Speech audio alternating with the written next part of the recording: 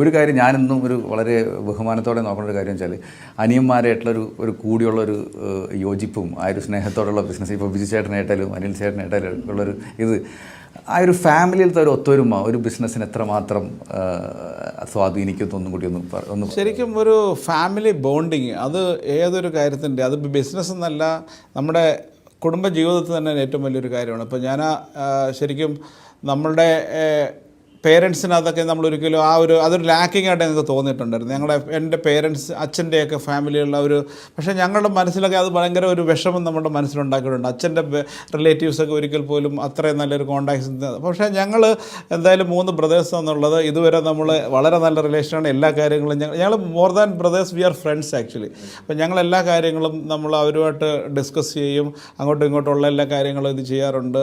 അതേമാതിരി ഫാമിലിയായിട്ട് നമ്മൾ അതേ രീതിയിലുള്ള ഒരു ബന്ധമാണ്. കാരണം നമ്മുടെ ഈ ചെറിയ ജീവിതത്തിൽ അങ്ങോട്ടും ഇങ്ങോട്ടും നമ്മൾ ഈ ഈഗോയോ വേറുള്ള കാര്യങ്ങളൊക്കെ വെച്ചിട്ട് നമ്മൾ എന്തായാലും അറിയാമല്ലോ, നമ്മളിപ്പോൾ ഈ പ്രശ്നങ്ങൾ കുറേ നാൾ നമ്മുടെ മനസ്സിൽ ഇങ്ങനെ വെച്ചുകൊണ്ട് നടക്കുമെന്ന് പറഞ്ഞാൽ നമ്മളുടെ ഹെൽത്തിനെയാണ് അത് നശിപ്പിക്കുന്നത്. അപ്പോൾ ഈ ഈഗോസ് എന്നൊക്കെ പറയുന്നത് നമ്മൾ മനസ്സിൽ വെക്കാനേ പാടില്ല.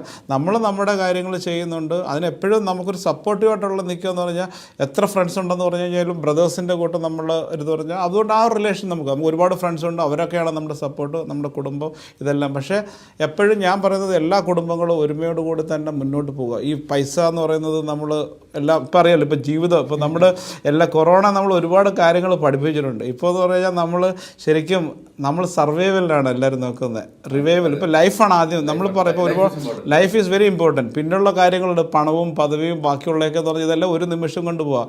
ഇപ്പോൾ നമ്മളുടെ ഒരു കൊറോണ ബാധിച്ച ഒരാളിൻ്റെ ഡെഡ് ബോഡി ഇപ്പോൾ നമ്മളത് ക്രിമേറ്റ് ചെയ്യുന്ന സമയത്ത് ഈ പറയുന്ന ഒരു ഇതുമില്ല, ആൾക്കാർ കാണാൻ പോലും പറ്റുന്നില്ല. ഇത്രയും കാര്യങ്ങൾ പണവും പ്രതാപവും വലിയ മുന്തിയ വാഹനങ്ങളും എല്ലാം ഉണ്ടെന്ന് പറഞ്ഞുകൊണ്ടെന്ന് ഒരു ചെറിയ ഈ മനുഷ്യൻ്റെ ഈ നോർമൽ മൈക്രോസ്കോപ്പിന് പോലും കാണാൻ വയ്യാത്തൊരു വൈറസിനെ ഇത്രയൊക്കെ ചെയ്യാൻ പറ്റുമെങ്കിൽ പിന്നെ നമ്മൾ അപ്പോൾ അങ്ങനെയുള്ളൊരു ബോധം മനുഷ്യൻ്റെ മനസ്സിലുണ്ടായി കഴിഞ്ഞു കഴിഞ്ഞാൽ എനിക്ക് തോന്നുന്നു ഇതൊക്കെ നമുക്ക് വളരെ നിസ്സാരമായ കാര്യമാണ്.